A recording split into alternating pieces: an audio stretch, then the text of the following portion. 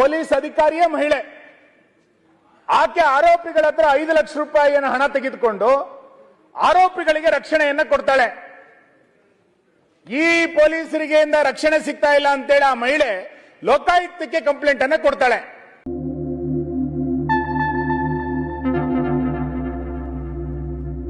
ದಾವಣಗೆರೆನಲ್ಲಿ ಚಿನ್ನಾಭರಣ ಮಾಡ್ತಾ ಇದ್ದಂತ ವ್ಯಾಪಾರಿಯನ್ನು ಹಿಡಿದು 7.5 ಲಕ್ಷ ರೂಪಾಯಿಗಿಂತನೂ ಹೆಚ್ಚು ಮೌಲ್ಯದ ಚಿನ್ನವನ್ನ ಪೊಲೀಸರು ದರೋಡೆ ಮಾಡೋದು. ಮಾನ್ಯ ಅಧ್ಯಕ್ಷರು, ಉಲ್ಟಾ ದರೋಡೆ ಮಾಡಿದವ್ರನ್ನ ಪೊಲೀಸರು ಹಿಡಿಯೋದಲ್ಲ, ಪೊಲೀಸರೇ ಚಿನ್ನಾಭರಣದ ಅಂಗಡಿಯವರನ್ನ ಮಾಲೀಕನ ಹಿಡಿದು ಅವನ್ನ ದರೋಡೆ ಮಾಡಿಬಿಡ್ತಾರೆ.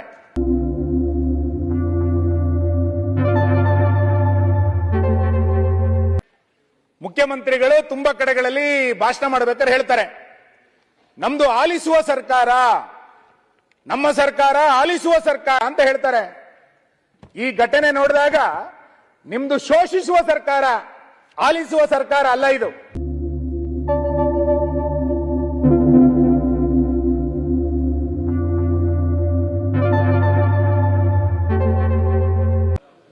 ನಾನು ಕೇವಲ 3 ವಿಷಯಗಳನ್ನು ಮಾತ್ರ ಮಾನ್ಯ ಗೃಹ ಸಚಿವರ ಗಮನಕ್ಕೆ ತರಬೇಕು ಅಂತೇಳಿ ಹೊರಟಿರುವಂತದ್ದು. ಈ ರಾಜ್ಯದಲ್ಲಿ ಅತ್ಯಂತ ಒಬ್ಬ ಪ್ರಾಮಾಣಿಕ ಅಧಿಕಾರಿ ಅಂತೇಳಿ ಹೆಸರಾಗಿದ್ದಂತ ಪೊಲೀಸ್ ಮಹಾನಿರ್ದೇಶಕ ಡಾಕ್ಟರ್ ಅಜಯ್ ಕುಮಾರ್ ಸಿಂಗ್ ಅವರು ತಾನು ಇಲಾಖೆಯಲ್ಲಿ ಕರ್ತವ್ಯವನ್ನು ನಿರ್ವಹಿಸಬೇಕಾದ್ರೆ ಒಂದು ಮಾತನ್ನು ಹೇಳಿದರು. ಪೊಲೀಸ್ ಇಲಾಖೆ ಎನ್ನುವಂಥದ್ದು ನೊಂದವರಿಗೆ ನೆರವನ್ನ ನೀಡುವಂತ ಇಲಾಖೆ ಅಂತ. ಈಗ ಬೇರೆ ಬೇರೆ ಸಂದರ್ಭಗಳಲ್ಲಿ ಮಾನ್ಯ ಗೃಹ ಸಚಿವರು ತುಂಬಾ ಕಡೆಗಳಲ್ಲಿ ಹೇಳಿಕೆ ಕೊಟ್ಟಿದ್ದಾರೆ. ನಾವು ಜನಸ್ನೇಹಿ ಪೊಲೀಸ್ ಅನ್ನ ಮಾಡ್ತೇವೆ ಎನ್ನುವಂತ ಮಾತನ್ನು ಕೂಡ ಅವರು ಬೇರೆ ಬೇರೆ ಸಂದರ್ಭದಲ್ಲಿ ಉಲ್ಲೇಖ ಮಾಡಿದ್ದಾರೆ.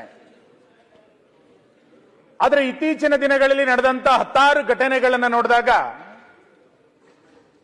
ಇದು ನೊಂದವರಿಗೆ ನೆರವನ್ನು ನೀಡುವಂತ ಇಲಾಖೆನ, ಇದು ಜನಸ್ನೇಹಿ ಪೊಲೀಸ್ ಠಾಣೆನ ಅನ್ನುವಂತ ಸಾಕಷ್ಟು ರೀತಿಯಾದಂತ ಅನುಮಾನಗಳು ನಮ್ಮ ರಾಜ್ಯದಲ್ಲೇ ಉದಾಹರಣೆಗಳನ್ನ ಬೇರೆ ಬೇರೆ ಸ್ಟೇಷನ್ಗಳಲ್ಲಿ ಇವತ್ತು ನಮಗೆ ಗೊತ್ತಾಗ್ತಾ ಇದೆ. ಯಾರು ಅಪರಾಧಿಗಳನ್ನ ಸದೆಬಡಿದು ಕಟಕಟೆಗೆ ನಿಲ್ಲಿಸಬೇಕಾಗಿತ್ತೋ ಅಂತ ಪೊಲೀಸರೇ ಇವತ್ತು ಕಟಕಟೆಗೆ ನಿಲ್ಲುವಂತ ಪರಿಸ್ಥಿತಿ ನಿರ್ಮಾಣ ಆಗಿದ್ಯಾಕೆ? ಅನ್ಯಾಯಕ್ಕೆ ಒಳಗಾದಂತವರು ನೆರವನ್ನ ಕೇಳಿಕೊಂಡು ಪೊಲೀಸ್ ಸ್ಟೇಷನ್ಗೆ ಬಂದ್ರೆ ನೆರವನ್ನ ನೀಡದೆ ಪೊಲೀಸರೇ ಅಪರಾಧಿಗಳ ರೂಪದಲ್ಲಿ ಅಪರಾಧಿಗಳಿಗೆ ರಕ್ಷಣೆಯನ್ನ ಕೊಡ್ತಾ ಇರುವಂತದ್ದು ಯಾಕೆ? ನನಗೆ ಬಹಳ ಆಶ್ಚರ್ಯ ಆಗೋದು, ಇಷ್ಟೆಲ್ಲ ಘಟನೆಗಳು ಕರ್ನಾಟಕದಲ್ಲಿ ಯಾಕೆ ನಡೀತಾ ಇದೆ? ಗೃಹ ಇಲಾಖೆಯ ಮೇಲೆ ಹಿಡಿತವನ್ನ ಗೃಹ ಸಚಿವರು ಸಾಧಿಸ್ತಾ ಇಲ್ವಾ? ಆಡಳಿತ ದಾರಿ ತಪ್ಪಿದೆಯಾ? ಅಥವಾ ದೊಡ್ಡ ಪ್ರಮಾಣದಲ್ಲಿ ಭ್ರಷ್ಟಾಚಾರ ಇಲಾಖೆಯಲ್ಲಿ ಕಾಣ್ಲಿಕ್ಕೆ ಪ್ರಾರಂಭ ಆಗಿದೆಯಾ? ಇನ್ಯಾರೋ ರಿಯಲ್ ಎಸ್ಟೇಟ್ನವರು ಉಳಿದಂತವ್ರು ಯಾರೋ ಇಲಾಖೆಗಳನ್ನು ನಡೆಸ್ತಾ ಇದ್ದಾರಾ? ಅಥವಾ ಈ ಇಲಾಖೆ ಬಗ್ಗೆ ನಿಮಗೆ ಆಸಕ್ತಿ ಇಲ್ಲದೆ ಇನ್ಯಾವುದೋ ಬೇರೆ ಚೇರಿನ ಬಗ್ಗೆ ನಿಮಗೆ ಕಣ್ಣೆ ಬಿದ್ದಿರೋದ್ರಿಂದ ಅದ್ರ ಬಗ್ಗೆ ನಿಮಗೆ ಆಸಕ್ತಿ ಜಾಸ್ತಿ ಇದೆಯಾ?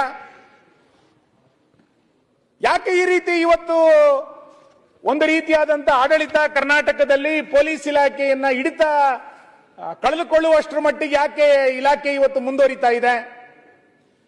ನಾನು 2-3 ಘಟನೆಗಳನ್ನ ಉಲ್ಲೇಖ ಮಾಡ್ತೇನೆ ಅಷ್ಟೇ ಅಧ್ಯಕ್ಷರೇ. ದೇವನಹಳ್ಳಿನಲ್ಲಿ ಒಂದು ಘಟನೆ ನಡೆಯುತ್ತೆ. ದೇವನಹಳ್ಳಿ ಪೊಲೀಸ್ ಸ್ಟೇಷನ್ ನಲ್ಲಿ ಪೋಸ್ಕೋಗೆ ಒಳಗಾದಂತ ಒಬ್ಬಳು ಮಹಿಳೆ ಸ್ಟೇಷನ್ಗೆ ಬಂದು ಕಂಪ್ಲೇಂಟ್ ಕೊಡ್ತಾಳೆ. ಕಂಪ್ಲೇಂಟ್ ಕೊಟ್ಟಾಗ ನನ್ನ ಮೇಲೆ ಲೈಂಗಿಕ ದೌರ್ಜನ್ಯ ಆಗಿದೆ ಅಂತೇಳಿ ಆಕೆ ಕಂಪ್ಲೇಂಟ್ ಕೊಟ್ಟಾಗ ಪೊಲೀಸರು ಕಂಪ್ಲೇಂಟ್ ಅನ್ನು ತಗೊಳ್ಬೇಕಾಗಿತ್ತು. ದುರ್ದೈವ, ಅಲ್ಲಿಯ ಪೊಲೀಸ್ ಅಧಿಕಾರಿಯೇ ಮಹಿಳೆ. ಆಕೆ ಆರೋಪಿಗಳ ಹತ್ರ 5 ಲಕ್ಷ ರೂಪಾಯಿಯನ್ನು ಹಣ ತೆಗೆದುಕೊಂಡು ಆರೋಪಿಗಳಿಗೆ ರಕ್ಷಣೆಯನ್ನ ಕೊಡ್ತಾಳೆ. ಈ ಪೊಲೀಸರಿಗೆ ರಕ್ಷಣೆ ಸಿಗ್ತಾ ಇಲ್ಲ ಅಂತೇಳಿ ಆ ಮಹಿಳೆ ಲೋಕಾಯುಕ್ತಕ್ಕೆ ಕಂಪ್ಲೇಂಟ್ ಅನ್ನ ಕೊಡ್ತಾಳೆ. ಲೋಕಾಯುಕ್ತವರು ಬಂದು ರೈಡ್ ಅನ್ನ ಮಾಡಿದಂತ ಉದಾಹರಣೆಗಳು ನಮ್ಮ ಕಣ್ಣ ಮುಂದೆ ಇದೆ ಇವತ್ತು ಅದೇ ಸ್ಟೇಷನ್ ಮೇಲೆ. ಅಂದ್ರೆ ಲೈಂಗಿಕ ದೌರ್ಜನ್ಯ ಆದಂತ ಒಬ್ಬಳು ಮಹಿಳೆ ಒಂದು ಸ್ಟೇಷನ್ಗೆ ಬಂದು ಮಹಿಳಾ ಅಧಿಕಾರಿ ಹತ್ರ ದುಡ್ಡು ಕೊಟ್ಟಾಗ ಅವಳು ಆರೋಪಿಗೆ ರಕ್ಷಣೆಯನ್ನ ಕೊಡ್ತಾಳೆ ಅಂತಂದ್ರೆ ಮಹಿಳೆಯರಿಗೆ ಎಲ್ಲಿದೆ ರಕ್ಷಣೆ? ಬೆಳಿಗ್ಗೆ ಮಹಿಳೆಯರ ಬಗ್ಗೆ ಗೌರವದ ಮಾತುಗಳನ್ನು ಉಲ್ಲೇಖ ಮಾಡಿದ್ರು. ಮಹಿಳೆಯರಿಗೆ ರಕ್ಷಣೆ ಸಿಗ್ತಾ ಹಾಗಾದ್ರೆ ಇಲ್ಲಿ? ನಿನ್ನೆ ಎಲ್ಲ ಮೊನ್ನೆ ಉಡುಪಿನಲ್ಲಿ ಅಕ್ಷತಾ ಪೂಜಾರಿ ಎನ್ನುವಂತ ಒಬ್ಳು ಹೆಣ್ಣುಮಗಳು ಪೊಲೀಸರು ಯಾವುದೋ ಕೇಸಿನ ಮೇಲೆ ಆ ಮನೆಗೆ ನುಗ್ತಾರೆ, ಬಹಳ ಅನುಚಿತವಾಗಿ ಆಕೆಯ ಮೇಲೆ ವರ್ತನೆಗಳಾಗುತ್ತೆ, ತಳ್ಳಾಡ್ತಾರೆ. ಆಕೆ ಇವತ್ತು ಫ್ರಾಕ್ಚರ್ ಆಗಿ ಹಾಸ್ಪಿಟಲ್ಗಳಲ್ಲಿ ಅಡ್ಮಿಟ್ ಆಗಿದ್ದಾಳೆ. ನನ್ನ ಮೇಲೆ ಪೊಲೀಸರು ಈ ರೀತಿ ಮಾಡಿದ್ದಾರೆ ಅಂತೇಳಿ ಕಂಪ್ಲೇಂಟ್ ಕೊಟ್ರೆ ಆಕೆಯ ಮೇಲೆ ಎಫ್ಐಆರ್ ಹಾಕ್ತಾರೆ. ಆ ಮಹಿಳೆಗೆ ಇವತ್ತು ರಕ್ಷಣೆ ಕೊಡ್ತಾ ಇಲಾಖೆ. ದಾವಣಗೆರೆನಲ್ಲಿ ಚಿನ್ನಾಭರಣ ಮಾಡ್ತಾ ಇದ್ದಂತ ವ್ಯಾಪಾರಿಯನ್ನು ಹಿಡಿದು 7.5 ಲಕ್ಷ ರೂಪಾಯಿಗಿಂತನೂ ಹೆಚ್ಚು ಮೌಲ್ಯದ ಚಿನ್ನವನ್ನ ಪೊಲೀಸರು ದರೋಡೆ ಮಾಡೋದು. ಮಾನ್ಯ ಅಧ್ಯಕ್ಷರು, ಉಲ್ಟಾ ದರೋಡೆ ಮಾಡಿದವ್ರನ್ನ ಪೊಲೀಸರು ಹಿಡಿಯೋದಲ್ಲ, ಪೊಲೀಸರೇ ಚಿನ್ನಾಭರಣದ ಅಂಗಡಿಯವರನ್ನ ಮಾಲೀಕನ ಹಿಡಿದು ಅವನ್ನ ದರೋಡೆ ಮಾಡಿಬಿಡ್ತಾರೆ. ಒಂದು ಕಡೆ ಮಹಿಳೆಯರಿಗೆ ರಕ್ಷಣೆಯನ್ನ ಕೊಡೋದಿಲ್ಲ, ಇನ್ನೊಂದು ಕಡೆ ಮನೆಗೆ ನುಗ್ಗಿ ಪೊಲೀಸರು ಅನುಚಿತವಾಗಿ ವರ್ತನೆ ಮಾಡಿದ್ರೆ ಅವಳ ಮೇಲೆ ಎಫ್ಐಆರ್ ಹಾಕ್ತಾರೆ. ಇನ್ನೊಂದು ಕಡೆ ಚಿನ್ನಾಭರಣವನ್ನ ಪೊಲೀಸರೇ ದರೋಡೆ ಮಾಡ್ತಾರೆ. ಇದು ಈ ರಾಜ್ಯದಲ್ಲಿ ನಡೀತಾ ಇರುವಂತ ಆಡಳಿತ. ಮಾನ್ಯ ಅಧ್ಯಕ್ಷರೇ, ಎಲ್ಲಕ್ಕಿಂತ ಹೆಚ್ಚಾಗಿ ಇತ್ತೀಚೆಗೆ ಒಂದು ಘಟನೆ ನಡೀತು. ಮಾನ್ಯ ಒಬ್ಬರು ಹಿರಿಯ ಅಧಿಕಾರಿ, ಭಾರತ್ ಪೆಟ್ರೋಲಿಯಂನಲ್ಲಿ ಇದ್ದಂತ ಒಬ್ಬ ಹಿರಿಯ ಅಧಿಕಾರಿ ಶಿವಕುಮಾರ್ ಅನ್ನುವಂತವ್ರು ಒಂದು ಟ್ವೀಟ್ ಮಾಡಿದ್ದಾರೆ. ಮಾನ್ಯ ಗೃಹ ಸಚಿವರು ಅದನ್ನು ಗಮನಿಸಿದರೆ ಇಲ್ಲ ಗೊತ್ತಿಲ್ಲ. ಅತ್ಯಂತ ಮನಕಲುಕುವಂತ ಘಟನೆ. ಆಕೆ ಆ ವ್ಯಕ್ತಿಯ ಮಗಳು ಬ್ರೈನ್ ಹ್ಯಾಮರೇಜ್ ಇಂದ ಸತ್ತಾಗ ಪೋಸ್ಟ್ ಮಾರ್ಟಮ್ಗೆ ಪೊಲೀಸರು ದುಡ್ಡನ್ನು ಕೇಳಿರುವಂತ ಘಟನೆ. ಆಂಬುಲೆನ್ಸ್ಗೆ ಸಾಗಿಸಬೇಕಾದ್ರೆ ದುಡ್ಡನ್ನ ಪೊಲೀಸರು ತೆಗೆದುಕೊಂಡಂತ ಘಟನೆ. ಒಬ್ಬ ಮಗಳು ಕಳ್ಕೊಂಡಂತ ತಂದೆ ಪೋಸ್ಟ್ ಮಾರ್ಟಮ್ಗೆ ದುಡ್ಡು ಕೊಡುವಂತ ಪರಿಸ್ಥಿತಿ ಈ ರಾಜ್ಯದಲ್ಲಿ ಯಾಕೆ ಬಂತು? ಮಾನ್ಯ ಅಧ್ಯಕ್ಷರೇ, ಅವರನ್ನು ಟ್ವೀಟ್ ಮಾಡಿದ್ದಾರೆ, ನಾನು ಓದ್ತೇನೆ. I paid Inspector of Belandur police station was so arrogant, with no sympathy to a father who lost his only child. Very sad state. I had money, I paid. What will poor? ಅಂತೇಳಿ tweet ಮಾಡಿ ಮುಂದುವರಿತಾರೆ. ನಾನು ಮುಂದುವರಿಸಕ್ಕೆ ಹೋಗಲ್ಲ. ಮಗಳು ಕಳ್ಕೊಂಡಂತ ತಂದೆಯ ಹತ್ರ post ಮಾರ್ಟಮ್ಗೆ police station ಅಲ್ಲಿ ದುಡ್ಡು ಕೇಳ್ತಾರೆ ಅಂತಂದ್ರೆ ಈ ಸರ್ಕಾರ ಯಾವ ರೀತಿ ನಡೀತಾ ಇದೆ? ಮುಖ್ಯಮಂತ್ರಿಗಳು ತುಂಬಾ ಕಡೆಗಳಲ್ಲಿ ಭಾಷಣ ಮಾಡಬೇಕಾದ್ರೆ ಹೇಳ್ತಾರೆ, ನಮ್ದು ಆಲಿಸುವ ಸರ್ಕಾರ, ನಮ್ಮ ಸರ್ಕಾರ ಆಲಿಸುವ ಸರ್ಕಾರ ಅಂತ ಹೇಳ್ತಾರೆ. ಈ ಘಟನೆ ನೋಡಿದಾಗ ನಿಮ್ದು ಶೋಷಿಸುವ ಸರ್ಕಾರ, ಆಲಿಸುವ ಸರ್ಕಾರ ಅಲ್ಲ ಇದು. ಯಾಕೆ ಅಂತ ಕೇಳಿದ್ರೆ ಇಷ್ಟು ಘಟನೆಗಳು, ನಾನೊಂದು 25 ಉದಾಹರಣೆಗಳನ್ನು ಕೊಡಬಲ್ಲೆ, ನನ್ನ ಸಮಯ ತೆಗೆದುಕೊಳ್ಳಲ್ಲ. ಇಷ್ಟೆಲ್ಲ ಘಟನೆಗಳನ್ನ ಪೊಲೀಸರು ಮಾಡ್ತಾ ಇದ್ದಾಗ ಕಾಕಿಯೇ ಕಳ್ತನ ಮಾಡಿಬಿಟ್ರೆ ಇನ್ನು ಯಾರಿಗೆ ಯಾರು ರಕ್ಷಣೆ ಕೊಡೋದು? ಈ ಸರ್ಕಾರದ ಮೇಲೆ ಯಾವುದೇ ಭರವಸೆ ಇಲ್ಲ ಬಿಡಿ. ಆದ್ರೆ ಪೊಲೀಸರ ಬಗ್ಗೆ ಗೌರವ ಇತ್ತು ಮೊದಲಿನ ದಿನಗಳಲ್ಲಿ. ಇವತ್ತು ಪೊಲೀಸರೇ ದರೋಡೆಗಳನ್ನು ಮಾಡೋದು, ಪೊಲೀಸರೇ ಲೈಂಗಿಕ ದೌರ್ಜನ್ಯದಲ್ಲಿ ಒಳಗಾಗೋದು. ಮೊನ್ನೆ ಮಂಗಳೂರಿನಲ್ಲಿ ಒಂದು ಘಟನೆ ನಡೆದಿದೆ. ಒಬ್ಳು ಮಹಿಳೆ ಬಂದು ಪೊಲೀಸ್ ಸ್ಟೇಷನ್ ಕಂಪ್ಲೇಂಟ್ ಕೊಟ್ರೆ ಆ ಕಂಪ್ಲೇಂಟ್ ಅನ್ನು ತೆಗೆದುಕೊಂಡು ಆಕೆಗೆ ಲೈಂಗಿಕ ಪ್ರಚೋದನೆಗೆ ಮೆಸೇಜ್ ಕಳಿಸ್ತಾ ಇದ್ದಂತ ಪೊಲೀಸನನ್ನ ಕೂಡ ಮೂಡುಬಿದ್ರಲ್ಲಿ ನಾವು ನೋಡಿದ್ದೇವೆ. ಅಂದ್ರೆ ಇವತ್ತು ಪೊಲೀಸ್ ಸ್ಟೇಷನ್ಗಳು ಯಾವ ನೆರವಿಗೆ ಬರಬೇಕು ಅಂತೇಳಿ ಅಜಯ್ ಸಿಂಗ್ ಅವತ್ತು ಹೇಳಿದ್ರು, ಆ ರೀತಿಯಾದಂತಹ ವಾತಾವರಣ ಕರ್ನಾಟಕದ ಪೊಲೀಸಿನ ಮಟ್ಟಿಗೆ ಇವತ್ತಿಲ್ಲ. ಯಾಕೆ ಈ ರೀತಿ ಬದಲಾವಣೆ ಆಯಿತು? ಒಂದು ಕಾಲದಲ್ಲಿ ಕರ್ನಾಟಕದ ಪೊಲೀಸರ ಬಗ್ಗೆ ಬಹಳ ಹೆಮ್ಮೆ, ಕರ್ನಾಟಕದ ಪೊಲೀಸರು ಎಲ್ಲ ಪ್ರಕರಣಗಳನ್ನು ಭೇದಿಸ್ತಾರೆ ಅನ್ನುವಂತ ವಾತಾವರಣಗಳು ಕರ್ನಾಟಕದಲ್ಲೇ ಇತ್ತು. ಆದ್ರೆ ಇವತ್ತು ಯಾಕೆ ಈ ರೀತಿಯಾದಂತಹ ವಾತಾವರಣ ಸೃಷ್ಟಿ ಆಯಿತು ಅನ್ನುವಂಥದ್ದನ್ನ ಮಾನ್ಯ ಗೃಹ ಸಚಿವರು ಉತ್ತರ ಕೊಡಬೇಕು ಅಂತೇಳಿ ನಾನು ಆಗ್ರಹಿಸ್ತೇನೆ. ಎರಡನೇದು, ಅತ್ಯಾಚಾರದ ಬಗ್ಗೆ ತುಂಬಾ ಉಲ್ಲೇಖ ಆಯಿತು. ಮೈಸೂರಿನಲ್ಲಿ ಬಲೂನ್ ಮಾರ್ತಾ ಇದ್ದಂತ ಒಬ್ಳು ಸಣ್ಣ ಯುವತಿಯ ಮೇಲೆ ಅತ್ಯಾಚಾರ. ಮೈಸೂರು ಅಂತಂದ್ರೆ ಎಂತ ರಾಜಧಾನಿ ಅಂತ ನಮಗೆ ಗೊತ್ತಿದೆ. ಅಂತ ಸಾಂಸ್ಕೃತಿಕ ರಾಜಧಾನಿಯಲ್ಲಿ ಮೈಸೂರಿನಲ್ಲಿ ಒಬ್ಳು ಬಲೂನ್ ಮಾರ್ತಾ ಇದ್ದಂತ ಯುವತಿಯ ಮೇಲೆ ಅತ್ಯಾಚಾರವನ್ನ ಮೈಸೂರಿನಂತ ಜಿಲ್ಲಾ ಕೇಂದ್ರದಲ್ಲಿ ನಡೆಯುತ್ತೆ ಅಂತಂದ್ರೆ ಪೊಲೀಸರಿಗೆ ಭಯ ಇಲ್ವಾ? ಇವತ್ತು ಪೊಲೀಸರ ಬಗ್ಗೆ ಅಪರಾಧಿಗಳಿಗೆ ಭಯ ಇಲ್ವಾ? ಮುಖ್ಯಮಂತ್ರಿಗಳ ತವರೂರು, ಮುಖ್ಯಮಂತ್ರಿಗಳ ಬಗ್ಗೆ ಹೇಳಿದ್ರು, ಮುಖ್ಯಮಂತ್ರಿಗಳ ಮಂಗಳೂರಿಗೆ ಬರ್ತಾ ಇದ್ದಾರೆ ಅಂತಂದಾಗ ATM ಕಳ್ತನ ಆಗ್ಬಿಡುತ್ತೆ ನಿಮ್ ಕ್ಷೇತ್ರದಲ್ಲಿ ಕೋಟೆಕಾರ್ನಲ್ಲಿ. ಮುಖ್ಯಮಂತ್ರಿಗಳ ತವರು ಜಿಲ್ಲೆನಲ್ಲೇ ಒಬ್ಳು ಯುವತಿಯ ಮೇಲೆ ಅತ್ಯಾಚಾರಗಳನ್ನ ದಸರಾದ ಸಂದರ್ಭದಲ್ಲಿ ನಡೆಯುತ್ತೆ ಅಂತಂದ್ರೆ ಎಲ್ಲಿಗೆ ಕಾನೂನು ಸುವ್ಯವಸ್ಥೆ ಕರ್ನಾಟಕದಲ್ಲಿ ನಡೆದಿದೆ ಎನ್ನುವಂಥದ್ದು ನಿಮಗೆ ಗೊತ್ತಿದೆ. ಮಾನ್ಯ ಅಧ್ಯಕ್ಷರೇ, ಮಾನ್ಯ ಗೃಹ ಸಚಿವರು ಒಂದು ಉತ್ತರದಲ್ಲಿ ಕೊಟ್ಟಿದ್ದಾರೆ. ಏನು ಗಂಟಿಹೊಳೆಯವರ ಪ್ರಶ್ನೆಗೆ ಒಂದು ಉತ್ತರವನ್ನು ಕೊಡಬೇಕಾದ್ರೆ ಅವರು ಉಲ್ಲೇಖ ಮಾಡಿದ್ದಾರೆ. ಇದರಲ್ಲಿ ಏನು ಅಂತ ಕೇಳಿದ್ರೆ, ಬಹಳ ಅಪಾಯದ ಸ್ಥಿತಿ ಹೆಂಗಿದೆ ಅಂತ. ಈ 3 ವರ್ಷದಲ್ಲಿ ಬಾಲಕಿಯರ ಮೇಲೆ ಎಷ್ಟು ಅತ್ಯಾಚಾರಗಳಾಗಿದೆ ಅಂತ, ದೊಡ್ಡ ಬಿಟ್ಬಿಡಿ, ಬಾಲಕಿಯರ ಮೇಲೆ ಎಷ್ಟು ಅತ್ಯಾಚಾರ ಆಗಿದೆ ಅಂತಂದ್ರೆ ಅವರೇ ಕೊಟ್ಟಿರುವಂತ ಉತ್ತರ 2023ರಲ್ಲಿ 3902, 2024ರಲ್ಲಿ 4064, 2025 ಜುಲೈವರೆಗೆ 2544 ಬಾಲಕಿಯರ ಮೇಲೆ ಅತ್ಯಾಚಾರ ಆಗಿದೆ. ಅಂದ್ರೆ ಒಟ್ಟು 10,510 ಅತ್ಯಾಚಾರಗಳು ನಡೆದಿದೆ. ನಾನು ಮಾನ್ಯ ಗೃಹ ಸಚಿವರು ವಿನಂತಿ ಮಾಡೋದು, ನಾವು ಈ ಅಂಕಿಅಂಶ ಕೊಟ್ಟಾಗ ನೀವು ಹಿಂದಿನ ಯಾವುದೋ ಘಟನೆಗಳನ್ನ ನಿಮ್ಮ ಇಲಾಖೆಗೆ ಸಂಬಂಧಪಟ್ಟಂತ ಹೇಳಬೇಡಿ. ಗೃಹ ಇಲಾಖೆಯನ್ನ ಹಿಂದಿನ ಆಡಳಿತಕ್ಕೆ ಹೋಲಿಸೋದಲ್ಲ. ನಾವು ಈಗ ಸುಸದ್ದಿಗೆ ಹೆಂಗ್ ತರ್ತೀವಿ ಎನ್ನುವಂಥದ್ದೇ ಬಹಳ ಪ್ರಮುಖವಾಗಿರುವಂತ ಸಂಗತಿ. ಇದನ್ನ ಗಮನದಲ್ಲಿಟ್ಟುಕೊಂಡು ನೀವು ಗಮನಿಸಬೇಕು ಅಂತ ನಾನು ಆಗ್ರಹಿಸ್ತೇನೆ. ಎರಡನೇದು, ಬಾಲಕಿಯರ ನಾಪತ್ತೆ ಪ್ರಕರಣಗಳು ಕರ್ನಾಟಕದಲ್ಲಿ ಕಳೆದ 3 ವರ್ಷಗಳಲ್ಲಿ 2433 ಬಾಲಕರು ನಾಪತ್ತೆ ಆಗಿದ್ರೆ 6196 ಬಾಲಕಿಯರು ನಾಪತ್ತೆ ಆಗಿದ್ದಾರೆ ಅಂತೇಳಿ ಇವತ್ತು ಮಾನ್ಯ ಗೃಹ ಸಚಿವರು ಒಪ್ಪಿಕೊಂಡಿದ್ದಾರೆ. ಯಾಕೆ ಇವತ್ತು ಹೆಣ್ಮಕ್ಳಿಗೆ ರಕ್ಷಣೆ ಇಲ್ಲ, ಬಾಲಕರಿಗೆ ರಕ್ಷಣೆ ಇಲ್ಲ, ಬಾಲಕಿಯರಿಗೆ ರಕ್ಷಣೆ ಇಲ್ಲ, ಉದ್ಯಮಿಗಳಿಗೆ ರಕ್ಷಣೆ ಇಲ್ಲ, ಯಾವ ವ್ಯಾಪಾರಸ್ಥರಿಗೂ ಕೂಡ ಯಾಕೆ ರಕ್ಷಣೆ ಇಲ್ಲ? ಡ್ರಗ್ಸಿನ ಬಗ್ಗೆ ಉಲ್ಲೇಖ ಮಾಡಿದ್ರು. ಡ್ರಗ್ಸಿನ ಬಗ್ಗೆ ನೀವು ಬೇರೆ ಬೇರೆ ಸಂದರ್ಭಗಳಲ್ಲಿ 16 ಪ್ರಕರಣಗಳನ್ನು ಭೇದಿಸಿದ್ರಿ, ನಾನು ಅಭಿನಂದಿಸ್ತೇನೆ. ಅದರ ಬಗ್ಗೆ ನನ್ನ ಭಿನ್ನಾಭಿಪ್ರಾಯ ಇಲ್ಲ. ಇನ್ನಷ್ಟು ಪ್ರಕರಣಗಳು ಹೆಚ್ಚಾಗದಂತೆ ಗಮನಿಸಬೇಕು, ಇನ್ನಷ್ಟು ದಿಟ್ಟವಾದಂತಹ ಕ್ರಮವನ್ನು ತಗೊಳ್ಳಬೇಕು. ಅದಕ್ಕೆ ಇಡೀ ರಾಜ್ಯ ಒಂದಾಗಿ ಇಲಾಖೆ ಜೊತೆಗೆ ನಿಲ್ಲಬೇಕು ಅನ್ನೋದನ್ನ ನಾನು ಬೆಂಬಲಿಸ್ತೇನೆ. ಆದ್ರೆ ಮೈಸೂರಿನಲ್ಲಿ ಡ್ರಗ್ ಫ್ಯಾಕ್ಟರಿಯನ್ನ ಪತ್ತೆ ಹಚ್ಚಲಿಕ್ಕೆ ಮಹಾರಾಷ್ಟ್ರದ ಪೊಲೀಸರು ಯಾಕೆ ಬರಬೇಕಾಯ್ತು? ಮೈಸೂರಿನಲ್ಲಿ ಒಂದು ಡ್ರಗ್ ಫ್ಯಾಕ್ಟರಿ ಇದೆ ಅಂತ ಹೇಳಿ ಕರ್ನಾಟಕದ ಪೊಲೀಸರಿಗೆ ಗೊತ್ತೇ ಆಗ್ಲಿಲ್ವಾ? ಹಾಗಾದ್ರೆ ಕರ್ನಾಟಕದ ಇಂಟೆಲಿಜೆನ್ಸ್ ಏನ್ ಮಾಡ್ತಾ ಇದೆ?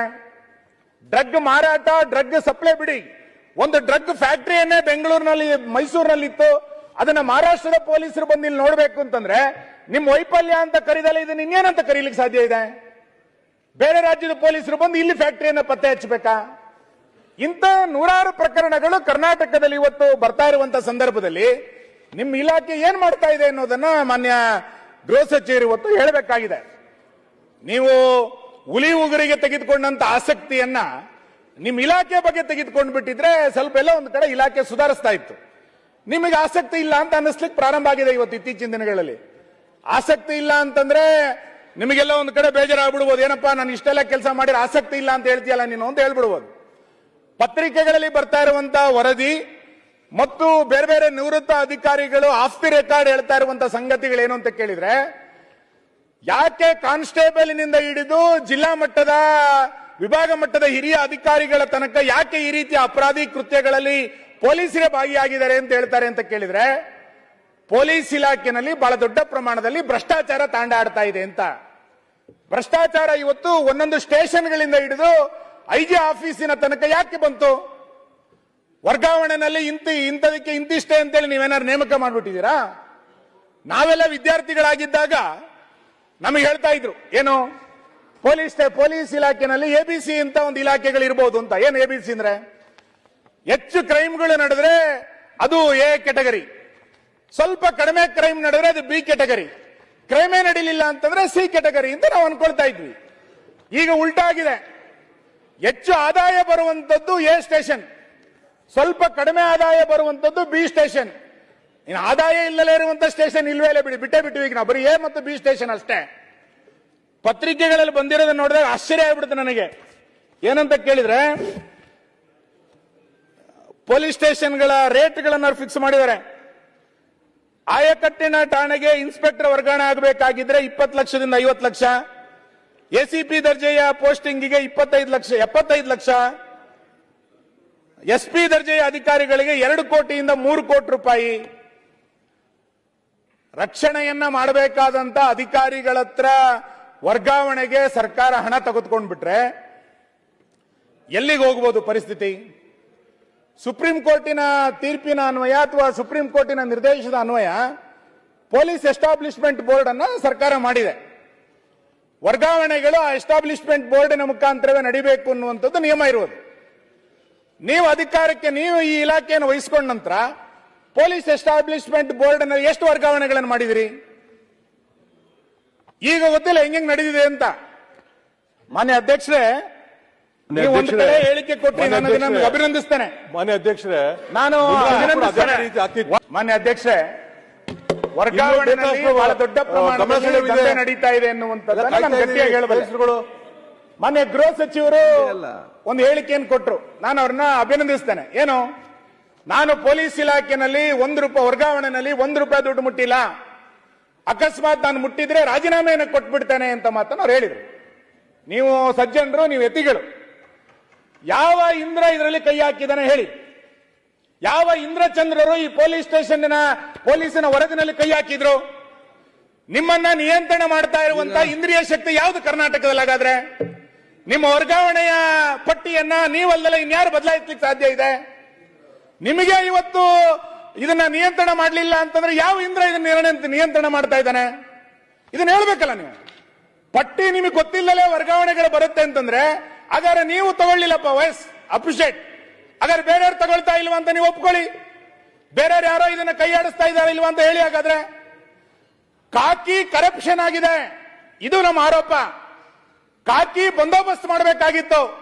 ಕಾಕಿ ಕರಪ್ಷನ್ ಆಗಿದ್ದ ಕಾರಣಕ್ಕೆ ಕರ್ನಾಟಕದ ಜೈಲಿನಲ್ಲಿ ಇವತ್ತು ಅವ್ಯವಹಾರ, ಪೊಲೀಸ್ ಸ್ಟೇಷನ್ಗಳಲ್ಲಿ ಅವ್ಯವಹಾರ, ಡ್ರಗ್ಸ್ ನಲ್ಲಿ ಅವ್ಯವಹಾರ, ಬಾಲಕಿಯ ನಾಪತ್ತೆಯ ಅವ್ಯವಹಾರ, ಇನ್ನು ರೇಪಿನ ಅವ್ಯವಹಾರ, ಇನ್ಯಾವುದೋ ದರೋಡೆಗಳು ಯಾಕೆ ನಡೀತಾ ಇದೆ ಅಂತ ಕೇಳಿದ್ರೆ ಕಾಕಿಯನ್ನ ಕರಪ್ಷನ್ ಮಾಡಿದ್ರಿ ನೀವು. ಆ ಕಾರಣಕ್ಕೋಸ್ಕರ ಇವೆಲ್ಲವೂ ಕೂಡ ನಡೀತಾ ಇರೋದು. ಯಾವುದೋ ಒಂದು ಸ್ಟೇಷನ್ 2 ಸ್ಟೇಷನ್ ಅಲ್ಲ, ಇಡೀ ಕರ್ನಾಟಕ.